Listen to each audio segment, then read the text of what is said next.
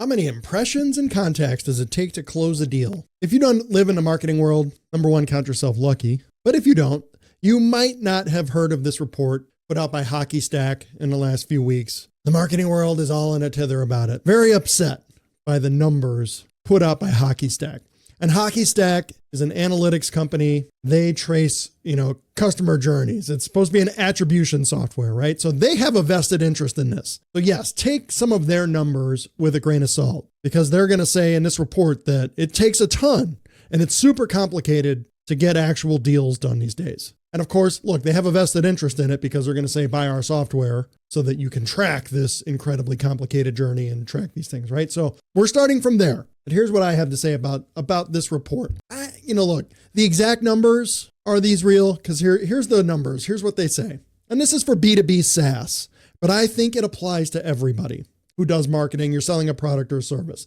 There's application here for everyone. So this is what they say on average, for an average deal size for a B2B SaaS that it takes to close one of those. Now, SaaS, B2B SaaS stuff, a level of complication certainly far higher and more expensive than an e-commerce consumer product, for example, right? So any numbers that you see, you would scale up or down based on price, and we'll see another thing about that. But here's what they say now in 2024, and their numbers have increased since the 2023 report. So on average, 266 touch points and 2,800, almost 2,900 impressions to close a B2B SaaS deal. Now their numbers change depending on the deal size. So this is where I think it's applicable to other products and services as well. The less expensive your product is, the less people need to see it. If you're an e-commerce consumer product and your price point is at impulse purchase level, like $30 or less, yeah, you can sell on one impression. Somebody sees it, they're going to buy it. But the more expensive you get, obviously, things get more complicated.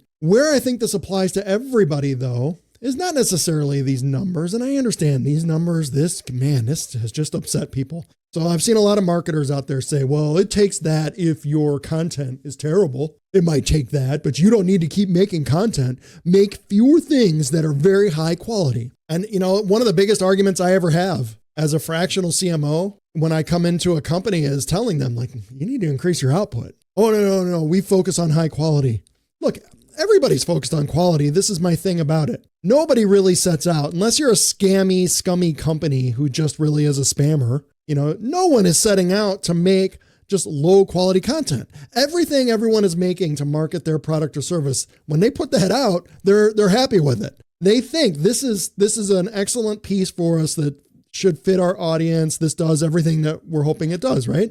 Nobody's setting out to make low quality content. Everyone thinks their stuff is high quality. Okay, so what happens when it doesn't work? All these folks are out there saying you can do less. If you make it high quality, you can do less. Yeah, maybe you can. Maybe you can be the one that, makes a Dollar Shave Club ad that just lights on fire. But for every Dollar Shave Club ad, how many others out there failed that you never even heard of and never saw because it never crossed in front of your eyeballs because it completely failed? My point about this stuff is, and this is a lesson for every brand, every product, every service. If you back off and you want to start making less content and show up less often because you think by focusing on fewer pieces of content, we can make each individual piece more impactful, what you're doing is just creating a void in time, in the space, in things that are created out there for all consumers to see, for others to fill it. You back off, someone else is coming in with content. Your customers, no matter what it is you're selling, I know if you're a B2B SaaS person, you're very high-minded and your customers are very, very complex, high-thinking individuals, right? They're consumers like everybody else. And they're out watching all the videos everywhere too. They're watching cat videos on TikTok just like everybody else is. Their attention is being competed for by everybody, not just you and not just your competitors. When you don't show up, something else will, and you're forgotten. Now say you're making less content and that piece missed. It didn't work. And this happens to all of us. It'd be great if everything we made always worked all the time, but it doesn't. You know that's not the case. You have to keep showing up.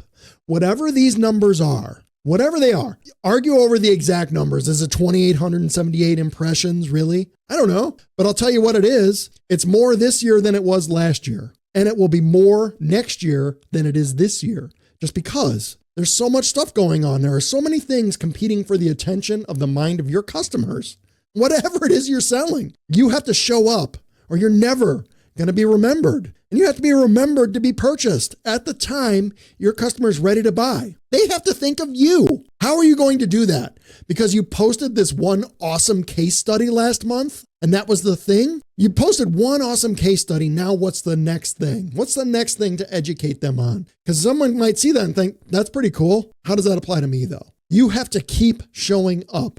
And that doesn't mean make more crap, but you are always trying to make good stuff. Everybody always is. This argument that I see out there from marketers who say you can make less, show up less, and don't worry about impressions, I think it's just crazy because of everything else that is happening. And yeah, look, non-marketing folks, you hate it. I hate it. I hate all of that stuff too. Yeah, there's a lot. There's so much going on. But what do you want us to do? Me not showing up doesn't help me pay my bills. You're not waking up today and saying, you know what, I need this product. Is there anyone I've never heard of? How would you even know to find them? How do you know if someone exists? If you never see somebody, you don't even know they're an option. And you will default to the biggest one you can think of in your space. You want to buy shoes? You know, who's that brand? That small upstart mom and pop shop. Is there one? I'm sure there is.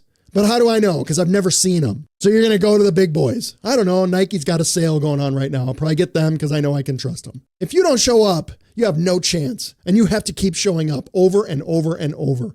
So whatever this number is, know that it's more today than it was yesterday, and it'll be more tomorrow. That is just the way things are. You have to show up often, over and over and over, or you're never going to be remembered. And if you're never remembered, you have no chance of being purchased.